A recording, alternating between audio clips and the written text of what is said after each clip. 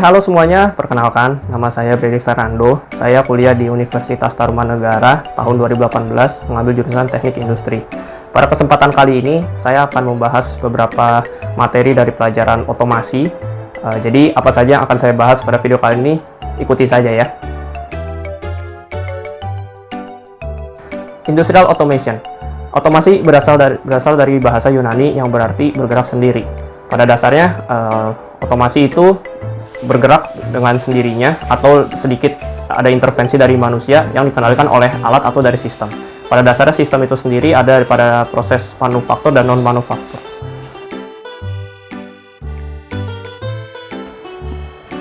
Otomasi industri juga mempelajari tentang operasi manufaktur, yang pada dasarnya atau garis besar mempelajari tentang industri manufaktur, produk manufaktur, proses-proses manufaktur, hubungan produk dengan produksi, dan juga konsep dengan biaya produksi. FMS atau Flexible Manufacture System. Pada dasar FMS ini adalah kumpulan hardware yang nantinya akan dihubungkan dengan software komputer sehingga lebih spesifik lagi.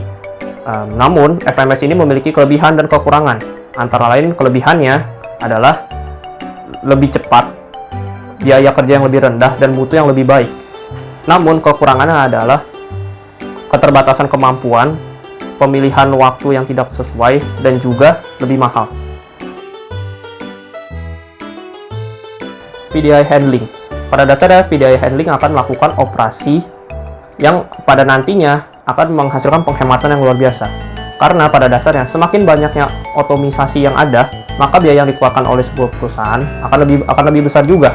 Itu adalah tanda dari VDI Handling. Harapan saya di pandemi ini.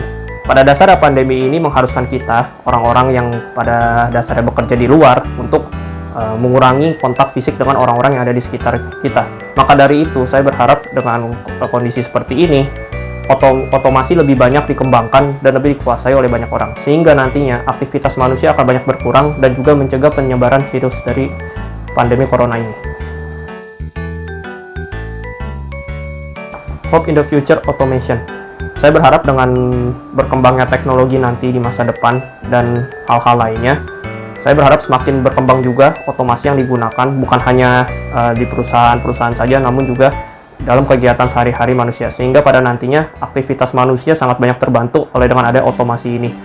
Dan dengan begitu manusia hanya tinggal mengontrol saja sistem dari otomasi tersebut. Dan hal ini akan membuat efisiensi, hemat tenaga, dan juga hemat waktu. Sehingga lebih banyak lagi hal-hal yang bisa dikerjakan oleh manusia dan lebih banyak menghasilkan keuntungan dan produktivitas.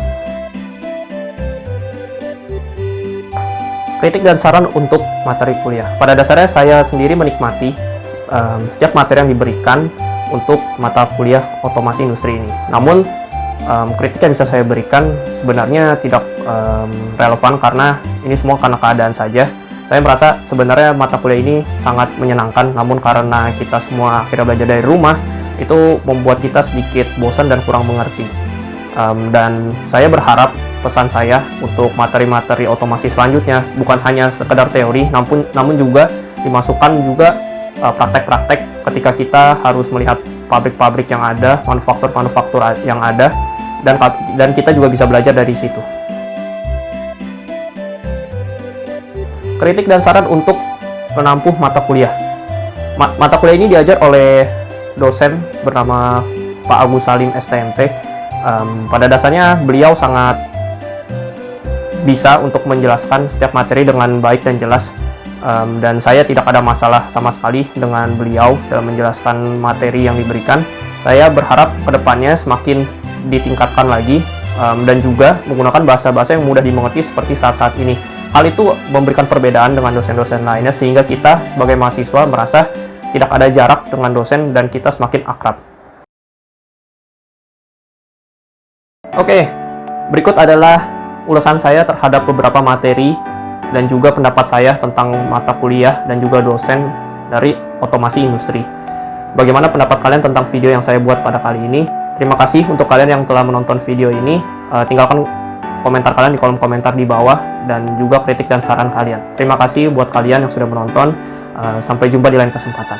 Terima kasih.